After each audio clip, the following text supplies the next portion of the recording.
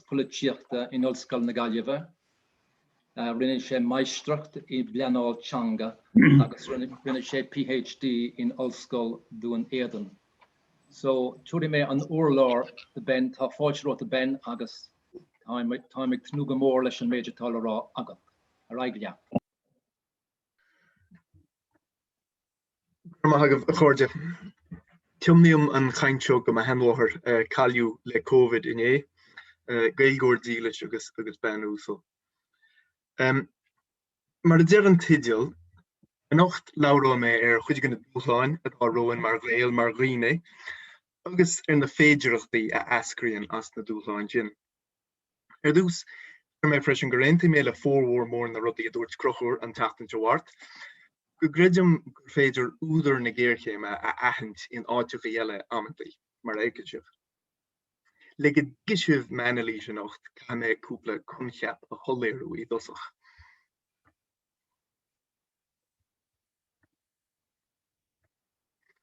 Mar sin, an nualiobrálach seo as tiidealagam. Bantir mí nó ró úsáid as an téirme nualiobrálach go minic ach ní hiigtar go farsing é. Na bhíonú go simplí é an cinál chaipitleachais atá an inniu é an nualiobrálachas, agus chaipitleachas an fiú. Wa sin an córas achnamíochta atá ceanasach go hidirnáisiúnta. Ina níontar rudaí ar bhaile brabús, ina bhfuil cuacht ag daoine le muoin, agus ina naibíonn fórmhór mór na naoine ar bhaile bethe chóirtí dír, agus le harigad dhéana na capitlia úsáidin an sin go dearigid le tiile airigid dhéana. Hanig an chaipitleachas nualiobrálach chun cin in éireann le linn an bíogar Gaeltacht. Agus a gurthaige seo, meastar nár chóir an stát a ladarachar isteach I policy peibli, chaháin le rudaí a éascú lucht capital. Mar sin níor chóir an stát Teacht a thógáil, ná seirbhísí sláinte nó idichas in eisce a chreifáil go chach sa riile. Sinna léige ágáil faoi riire an waragaí. An neamhréiteach contradiction bonúsach idir an curthaige seo agus an gága inéistíoch sa Gaeltacht mar a icasmuid. Níl sé sin chun leas a capital, mar sin níor chóir an stát é dhéana. Creideann achthóirí an nualiobrálachais má éiríonn daoine saibhre níos saibhre, sile an saibhre sin an nús ón mar agus go mbeidh muidir lig níos fearr as. Is ar gond warálta í seo a déir go mbeidh sochaí níos fearr agan má tá Jeff Bezos agus Elon Musk níos saibhre. An grí seo fuairmuid na rátaí áféiseacha éagortama atógan. An saibhreas céine ag na 2 mhilliún gá mhíle duine is saibhre ar domhan is atá ag na 4.6 billiún is buchte. 2 mhíle duine ina deasca faoin géad na cinna daine. 20 year sin second, níl an focail áféiseach sách láidir. Éireann an Cainteanna in 2007 bhí 34 faoin géad gan saibhreas I láimhe 1 faoin géad gan daonra. Faoi 2017 bhí na 300 duine is saibhre réidir gcuid a rúblú ó 2 billiún go 100 billiún euro. Agus bin le linn na géirchéime achnamíochta bheasa a bhí agan a riú. Reached 20 years in second. Mar lua Shannon McKee sa blé an Teacht an Teacht an troch seo ag dul in nolchas go mór le COVID. Tásúla gom gur bíd na billiúní seo a íchas as an galar ag deire na dála. Cé bhainte tá ag seo leis an Gaeltacht? Well mar hús nar a irtarlinn nachhfuil airgid an le híchas takeíochtaí teanga bréagaí sin soléir ach go bhfuil an tarigad seo I láimhe mionlaí atá beag íteach. Chomh maith leis an buinte soléir sin, bhuit mé go greideann nualiobrálachta nár chóir an stát ladarachar isteach sa marga an rudaí cos le Teacht seirbhísí sláinte sa riile a chruthú go chach. Níor chóir a chuireann go gurach an stát airgid a mú ar rudaí fánacha cos le cearta go bhiontángóirí. Agus tapú an 10 réis is 2008 le taring siar a dhéanamh ar tholáthar peibli I go leor réimse in éireann, agus tá neart scríofa ag eolaithe polúla faoin dochar íon sin. Disaster capitalism ar thugan Naomi Klein air. Agus hála sé seo go fulasaí ige chomá. Der reatha agus reatha 15 chaal údarás na Gaeltachta 63.7 á bhaisiad, al an rinne tá bhail ar an Gaeltacht breise 60 faoin géad á bhaisiad. Agus sé sin ordaí rudbí go hin ach de réir an phlean forbartha náisiúnta a fáiltiú in 2008 nám a hagan 57. Os níos lú ná leathan bhaisiad ag an údarás is a bhí in 2006. Nuair cheol an rialtas an phlean sin, fógriú gaithí 1.8 milliún euro ar an Gaeltacht agus na Hiileáin idir 2008 agus 57. Ach mar a léirí úris cábhaach a dail sé teacht Aniar hain, nílann sin ach rúnaíonn beag níos mó ná leath na sime a cathú idir 2006 agus 60 agus bin le linn na girithe. Mar sin ahrú suntasach buan a bhís na cirithe sin is cosol, nualiobrálach a bhí an. Lu a crochúir an teachtain seo bhhart an bíal atá sa muséadachas agus gur cuma atá níos lú airige deán mar ní raibh sé gáil chachas an áis ceart mar bhí. As lu sé freisin an bhearna atá fágaí tuis go bhfuil géim labhairt na Gaeilge imi, gus céim fánach bhfuil sé sin an. Céim fánach bhfuil tábhcháin an údarás an, céim fánach bhfuil pléireacha an, céim fánach bhfuil gilscéal an na Hille, ógáil náisiúnta na Gaeilge. Céim fánach bhfuil airige deán gon phleanáilteanga mar a lua sílim donnacha ó héalaithe an Teacht. Díobhann an tairgid atá an gon phleanáilteanga, banú sin ón giste a bhíochán le bóithrí a chóirú san Gaeltacht, rud a heastíí an go géir go minic mar tásagan. Á bíal muséadachas, smintí mar go minic anú agus méid den na taidir na rudaí seo. Anú ní leor airgid ach is cinnte gur measa rudaí gon an muoinú sin. Agus is praxí é an tairgid sa gás seo ar chuacht an phobail. Sin sé rud rúin faoi dhearca an Stát í leith na Gaeltachta. Láir go chráibh sé a bhí an sílam an Teacht ar an laid cuachta atá ag na Cristií pleanáilteanga agus na heificí. In alt áiliúil a scríú pic agus tickle faoin nualiobrálachas, ceann na haltas táhataí faoin nualiobrálachas. Siad go bháin grúpaí áitiúla responsibility without power. While international institutions and actors gain power without responsibility, mar hampla IMF, World Bank, etc., a form of regulatory dumping at the local scale, while macro rule regimes are remade in regressive and marketized ways. Arlum sin atá páirú leis an bróiséad pleanáilteanga mar atá sé bhfuil áid. Responsibility without power. Ma bhíle léin ach fin mar éice mé.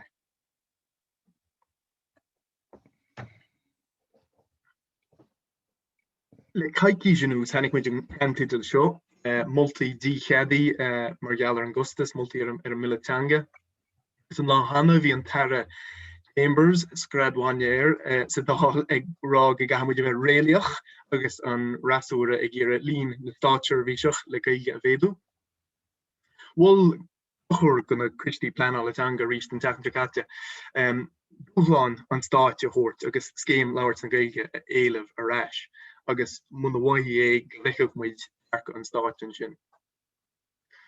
Agus tá mise lán í bhach le dúshláin an stáit a chóirt gon deabhar, ach tá dearca sin sulir go leor hana dearca chaipitleach nualiobrálach. Dintar neamhord ar bhultaí aineolaithe agus ar an deachleachtas mar sin is búil nádúir an stáit nualiobralaí. Má tá simagah níos mó a léamh faoin stuff seo, chuirme nasc isteach sa chat inis go alt a scríú mé agus a fáiltiú le cúpla míon PDF atá sin.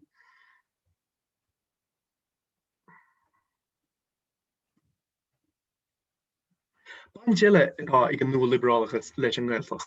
Sin go mbíonn tionachar mór ag fórsaí achnamíochta ar díolaíochtaí an na hain, na rudaí a chreidstar go farsing sa tochaí. Neart éide an a léiríonn an inbheanú a dhéantar ar an nualiobrálachas mar ghealsúnacht, go gcuideann daoine seo mar ba chóir an síle bheith, ní léon rá eil an ar. Gemini a thug Antonio Gramsci ar sin. Go dearmad go rudaí an roimhe seo agus go mbeidh rudaí ina dhiaidh. Well het niet spectacule beter, maar wie niet er lauwer de spirit level is sochige egorme. In bini avresach fwy chatchachas mór rudi cosol le kan kin na Gaeltachta. Min nís lúg an ranfarti of thóisialta an, and sin ruddatá richtanoch le amach lacha le policia ulvínacha kun miontangacha I háwa. Maar den I dermi na nualiobrálach sosialta mas malif is cúis ir áveríach no postmaterialist I an Gaeilge. Níl si richtanoch chun dinne le bheith bio, agus nuair nach féidirle din dine na blia íoc, bín tocha níos mó a badrí ná me Gaeilge. In de wien veilach eile a higgin glórigen hanna cheapan, sin gemédítar mochán cinneacha sa tochaí nuair atá daoine farigach agus púswathú go leis. Ach, an sin breaníonn siad imircí mar cheap milláin achas bhiliúnaithe. Divide and conquer le the Daily Mail. Agus siúd an fá ceapú Trump agus Bolsonaro agus hála an bhreatain, agus siúd an fá gan cearracha hocht faoin géad go winter na Franca faoi láir, vótálaí siad Marine Le Pen. En le polítíocht Trump ach atá níos clistí ná é. Má higann tú an láimh eile nach mbeidh tú bán cumacén chué, ní bheidh tú feiteach má chatar nó má bhultar go gatar airgid ar an Gaeltacht nó taceochtaí go hefií nó go bé.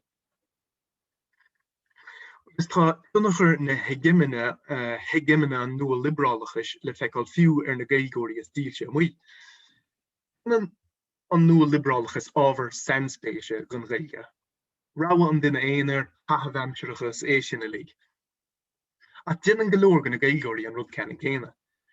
Achtar leis an tuiscin seo an tanga. We moet gire taringt ar gurtlín beag héin Gaeilge agus neamhar dá dhéanana ar na fórsaí is mó a bhúnlíonn an dahan ar bhfuil muid beo. Ní leor an arca cún seo ar lomsa. So lauer nu the Gaelic crisis in the vernacular community is screw for an sailse chur agus chodlachie in Alban agus lauer an waka doe mollum gehoorde. En hoe er go mainstream sociolinguistics again to lucht agus an curhige toku. Agama tá mainstream sociology agus sociolinguistics in an ocholiacht regele again to lumsa. Maar doort een socholi is mole ras of egoïs, Pierre Bourdieu, essence of neoliberalism, a utopia of endless exploitation. In Jill Alslesh, because it's few more on Paltaleo. Doort freshen, maar ta groepe egere miontanga a hawad, who will gall a total struggle, le dúshláin a hortga aimu an warigi a dirshe. Ní dírach ahri a bioga I policy educational plan alla. Gur few ichin ar nu, ní lori. Vi me moachlein in Galia is defmlino hin is in a stadier an ocholiacht agus an politiocht. Een geed lachnach gan teekslauwer viagen. Man jo fós vi sé skrifi. As sociologists, we must understand the structures of power and domination. But social organizations are never seamless or all powerful. What is more, big social systems hardly ever work smoothly, and in the crises that result, people find opportunities for change. Then beidir Noam Chomsky lua an seo freisin an tangóí behabhachtaí sa bheithú hís, agus go dtíobhann an duine bio is mó a dagritar go I litríochtachadú. Mar mhar hír ceanródaíoch tangólaíoch, sóisialach libertarian agus scríbnóir politiúil ábhachtach agus bhí an tionachar ag ormsa agus mé teacht chun na henalíise seo. Maar je níl misach ag bid smuinti ó riine tá níos fólamtí ná mé. Gus fiú síle a chur anúil go bhfuil fahí an léin ag éontúlam. Dwa, é go bhfuil na smuinti seo beidir rúnaí beag tíomh muic an grá iascúrsa atá an I síl na Gaeilge.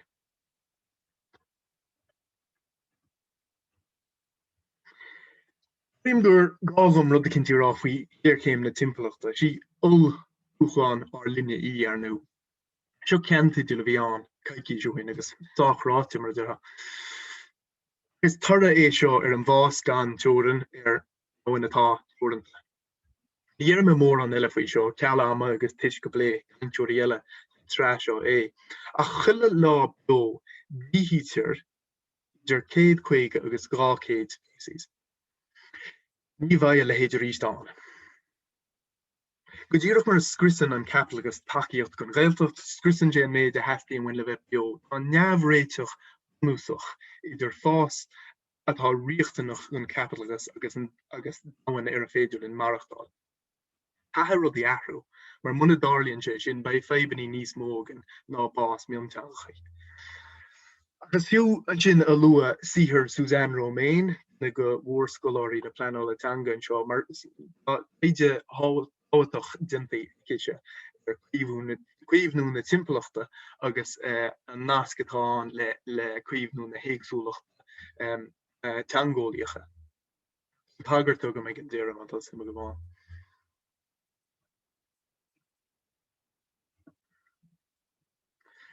Agus nééis tagamid ag na féidearthachtaí. Tuigim go raibh an méid sin grúma le rudaí a dhealsú ar nó ahamid a chóirt ar an bhírinne tharbh. Agus aineoin in aineoin is an go na féidearthachtaí fós. Bertasúr na Gael, leabhar tábhachtach le moltaí maithe, gur a New Deal for the Gaeltacht as béarla credim. Le críimú ar céinchaí go politúil a déadtí moltaí mar seo, nó cin watha eile a chuirí bhaim, fiú swintú ar an New Deal hain. Tharla sé seo America mar ragra ar chluise Wall Street in 1959. Agus rinú inistíocht mhór in infrastruchtúr poibli agus fialsaíú Cainteanna síl go leor. Ba a bháin ar tharla sé seo ná ucht na geardchumann ag an am. Chuir siad ichil ar na politúirí, mar nuair atá oibrithe eagraí is féidir an stoppa chur leis an gcóras ar fad. Grist an red scare iad na geardchumann rééis nach sa trochadí bhí siad anláidir go deo. An fá eile ar tharla an bertasúr seo ná gur ggéirchéim achnaíochta idirnáisiúnta an. Gná nuair dhéanann politúirí iirecht polisíthe ulmhíonacha mar seo chun leas na choshaintere a chuirí bhaim, déir lucht capital go bhága siad an tír le éistú a dhéanana in áite tá níos fábhraí le rátaí cánach níos ísle nó go bé. Bhín factís ar na politúirí an sin go gailí postannaí go scriosar an Geilleagar agus mar sin géileann siad. Ich mar hampla Sraith san Gréig in 2015. A chréis 1959 ní raibh aon áiteag na capitalí le nimocht, bhí gach tír go donna as. Mar sin chhlaach siad leis agus le tean fatís roimh na ceardchumann. Seo ábhartha mar ar nó a ggéirchéim idirnáisiúnta ar siúl faoi láthair Covid. Theastaí an áfach oibrithe eagraithe freisin. Ar níl sé sin bhíonn amachchas amach a haolú. Háirid agus fearraigh ó farsing sin ar na síolta seo. Agus má bhín ahrú mór politúil an bertasúr gon Cainteanna éidir. Seansagan le takeíochtaí bhd níos mó a éileamh gon Gaeltacht mar a rinne rintmhaach an lucht d'oibre in Hampshire Roosevelt Stáit. Nis agus géirchéim na timpachta an inis gá le hathraithe i bhd níos mó ná bhí Americás na trochadí. Hábhar machrabhéh seo síle mar chomra an póséis politúil seo. Nuair a fáiltiú an túrisc nniucha ar an gcumas dátheangach in ábhís a 40 síle. Dúirt na swintí mar gna húdar bin ó Curnáin ar radio na Gaeltachta sé gur réabhlóid phobal a theastaí leis an Gaeltacht a hábháilt. Is gom céad í gceiste bíon lei sin, agus minic a swintí mé ar ó hin agus céad a bhach gceist le réabhlóid phobal. Céir a chiallaíonn sé sin go practicú. Pléiméid sin inis sulla Gríicniam. Le sampla bháin gon ináil sochaí á an chruchaí mas maith a Spáint agriam go Róisibhe. Ceantar é seo sa Gurdistan atá ráirid níos mó an bhelig, is 3 milliún duine ina gcónaí an, agus tá sé neamhsplach ó bhí an tarach arbachán mbliana ó hin. Mar a bunan agus áiteach a dhéile cos leis an Éideap, bhí rath ar an réabhlóid in Róisibhe, mar bhí glúiseacht Tíún na Gurdínach, tar éis a bheith forbairt ideolaíochta dar bannam ónaimimeachas déanlacha is dó Democratic and Federalism a thugann siad ar feadh bliantí raibh 2011. Mar sin nuair a deire daoine amach leis an rialtas a legan, siad ré an chlúiseach seo leis an bholús politiúil a lína. An ideolaíocht bunaí ar dhílárú uachta an bhimneachas agus ar an ecólaíocht mar chuid gan principle. Agus tá siad rééis an chóras politiúil agus an Geilleagar a League a athrú ó bhain. Rinne is bunaí ar chórchomann agus cristí politiúla ag an leibh áitiúil.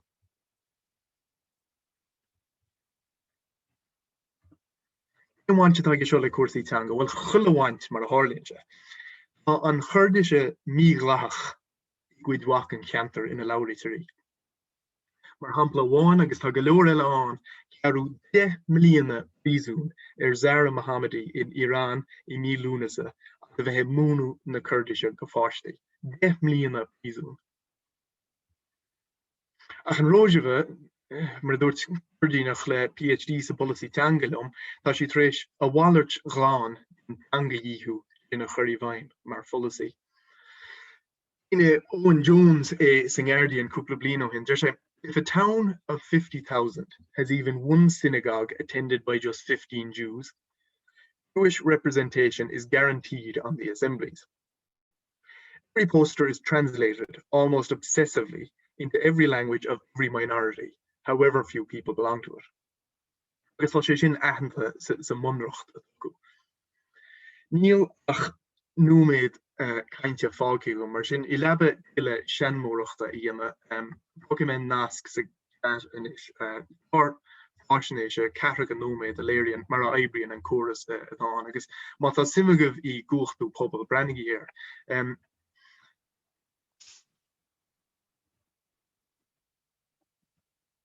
Mar is ceall sin chulugan inis.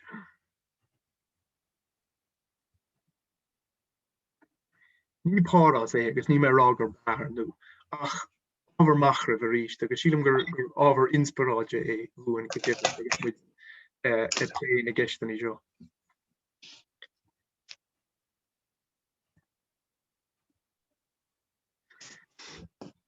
Go leor í láthir agam sin in achar gar, súlagan gur sé soléir, ach lena tholéirú ríis cén príomhtheachtracht agam riamh I meas na cainte ardnósaí seo a léig faoi réabhlóidí agus ideolaíochtaí agus an Geilleagar idirnáisiúnta sa eile. Well tá sé simplí go leor.